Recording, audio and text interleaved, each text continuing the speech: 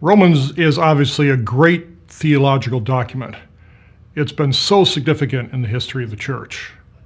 But we can't appreciate the theology that Paul's teaching in Romans unless we continually remind ourselves that actually Romans is a letter that Paul is writing in particular circumstances to a particular group of Christians.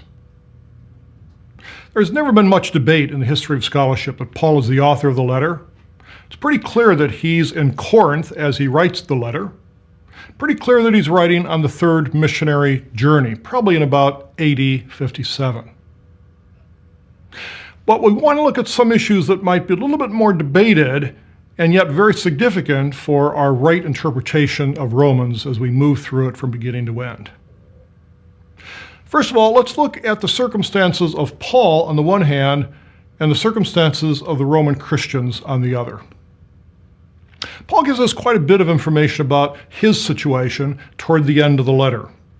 Romans 15:14-33, as he is concluding his letter, he talks about where he's been and where he's going. In verse 19, he suggests that he's reached a very important stage in his ministry. Paul has fulfilled, he says, the gospel throughout this area from Jerusalem to Illyricum.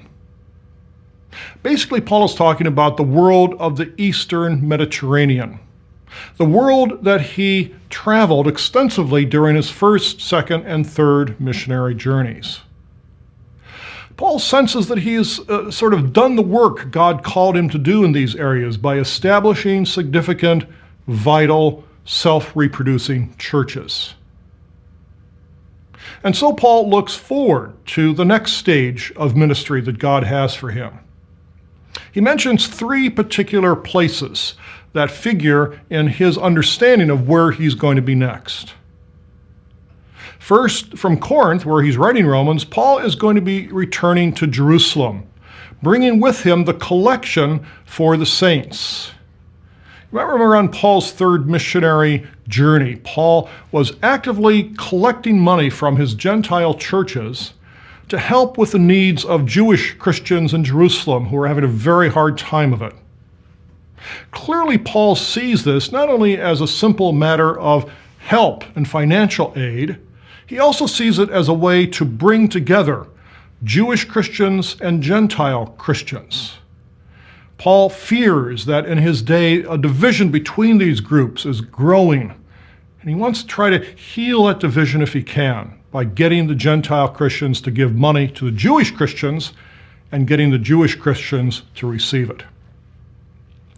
After Jerusalem, where Paul prays for the outcome of the collection, he says he's going to be going on to Rome. He's wanted to visit them for a long time. Finally, he's going to have the opportunity because, third, Paul is on his way to Spain, where he's going to inaugurate a new missionary effort.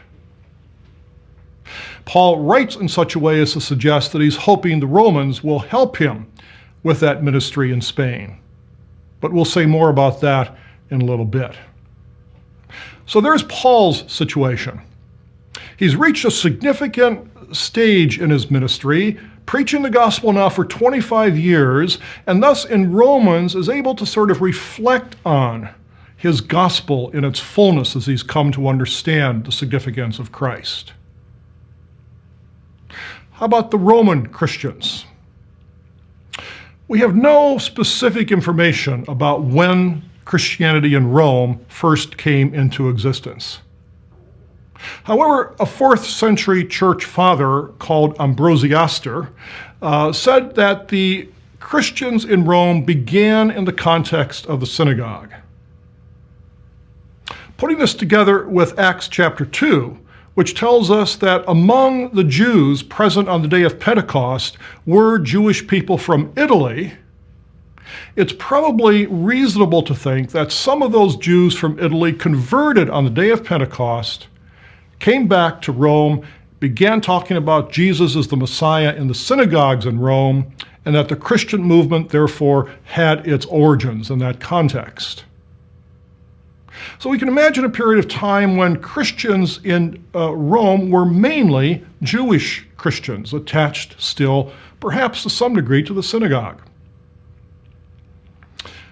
Some Gentiles undoubtedly began to filter into the church, however, as we know happened very often from the book of Acts in other churches. But a very significant turning point came in the year AD 49. Luke in the book of Acts refers to a significant event in that year, chapter 18, when he talks about the Emperor Claudius expelling all the Jews from Rome.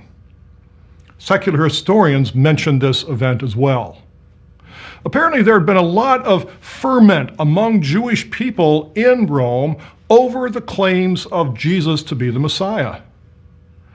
And the disturbances had become so significant that Claudius said, all right, enough of this. You Jews are just going to have to leave the city. Now, very significant for us, of course, is the fact that among those Jews who would have had to leave would have been Jewish Christians, such as, for instance, Priscilla and Aquila, who are mentioned by Luke in Acts chapter 18. So imagine the situation in the Christian community in Rome. Suddenly, all of the Jewish Christians are gone. What is left are Gentile Christians, who continue to grow in number and, of course, become very influential because they are the only Christians left. We know that ultimately the edict of Claudius was allowed to expire, and so Jews were able to return once again to Rome. Hence, in Romans 16, for instance, Paul sends greetings to Priscilla and Aquila, Jewish Christians who were back in Rome at that time. But again, it doesn't take a lot of imagination to think about what the situation between Jews and Gentiles would have been like in Rome.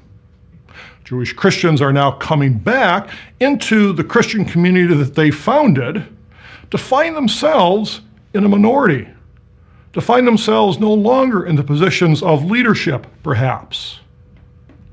All of this explains why the Roman Christian community that Paul addresses in Romans is divided. In Romans 14 to 15, Paul, as we see, will be talking about the strong and the weak, probably basically a division between Jewish and Gentile Christians in Rome. So the history of the Roman Christian community explains some of the tensions that have arisen in the community there. And note, therefore, that a number of the things we've talked about, both in Paul's circumstances and in the situation of the Roman Christian church, have to do with the relationship of Jew and Gentile in the early community. That's been a key focus of Paul's ministry throughout his life. That's a key focus as he brings his collection to Jerusalem. And it's also a point of division in the Christian church in Rome that Paul needs to address.